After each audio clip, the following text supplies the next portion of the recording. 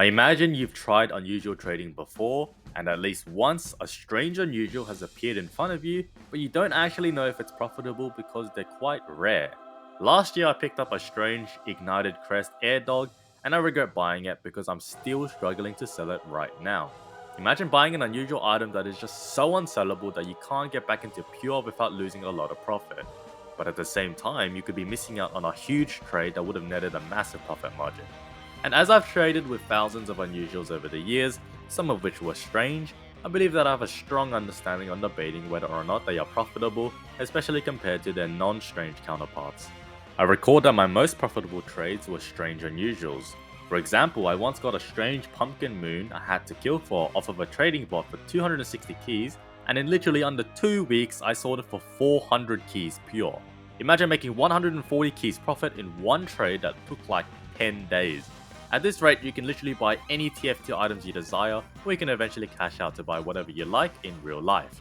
If that sounds awesome, check out the top link of the description for my school program and a free Discord server with over 1,000 aspiring traders. So strange unusuals can be profitable, but is strongly dependent on the specific item in question, and there's a lot more to know than a simple yes or no answer. So number 1, what are strange unusuals? Just as strange weapons track kills, strange hats track points in which strange parts, such as kills and assists, can be added on. And not only is your hat going to be strange, it's also unusual.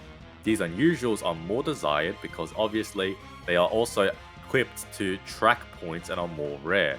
But the thing is, there's a 10% chance that when you unbox a case, the item will be strange. But that also means that 10% of all unusuals unboxed are strange, so they're honestly not really that special. So when it comes to pricing strange unusuals, I like to estimate an additional 20 to 50% on top of the non-strange unusual counterpart.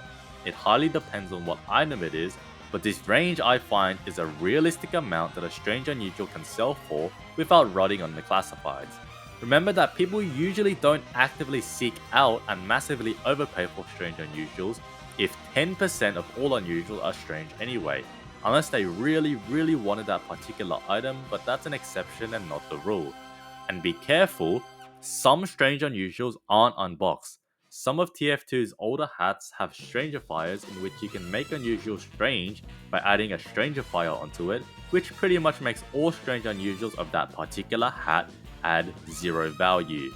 These hats include the Bonk Boy, the Ground Control, the Private Eye, the Big Chief, the Bullet Buzz, the Eliminator's Safeguard, the Sammy Cap, the Trash Man, the Trencher's Topper, the Here's Helmet, the Teutonic Toque, the Villain's Veil, the Anger, the Deep Cover Operator, the Dark Falcon Helm, and the Law. If you see any of these in Strange Unusual, remember that it adds 0 value, but it might be able to sell it easier compared to a non-strange variation. Number 2, exception for skins. So strange unusual hats add about 20 to 50% value. Unusual taunts cannot be strange, aside from one exception, but when it comes to strange unusual skins, they add a significant amount of value. This is because weapons track kills, they have significantly better strange parts you can add onto them, and are very popular whilst their supply is really low. So a strange unusual weapon can add between 200 to 400% value, which is a lot. A bad unusual warpaint that costs 25 keys can very much fetch 75 to 100 keys if it's simply also strange. And just because strange unusual skins are expensive, that doesn't mean that they're harder to sell. In fact, they are expensive because they are popular, so it might even be easier to sell than a non-strange unusual skin. Number 3, past sales. When it comes to any item, past sales are critically important to help you determine what the price actually is. They are hard evidence of what an item has sold for and what it could likely fetch again. And on past sales of strange unusuals, even if the price is a bit outdated, they can still be decently accurate because strange unusuals rarely ever sell, so that's why the price doesn't get updated. For instance, a strange Aces High Climbing Commander sold 2 years ago for 26 keys. Even though it was 2 years ago, 26 keys is still likely a decently accurate price because it has actually sold for that much, and there's no new sales because strange unusuals are just rare and sell far less often. And if the strange unusual does not yet have a backpack.tf suggestion made on it, you can actually just look for sales yourself. Just find the backpack.tf history for the strange unusual in question and compare the inventories of the previous owners to see if you can figure out what it probably sold for. If that doesn't work, there's no reason why you can't just add the person who once owned it and ask them what it sold for. If that doesn't work, resort to number 4, Sister Effect price checking. Since strange unusuals are much rarer than non-strange unusuals, they are often unpriced whilst having their own separate page. When you're trying to figure out a price of a strange unusual, it's a strong strategy to hedge your price against similar effects on the same hat that is strange unusual, or you could just do the same effect with a similar hat. And if you see another seller whose hat fits a similar description of yours whilst being strange unusual, hedge your bet and assume that yours is worth lower than theirs.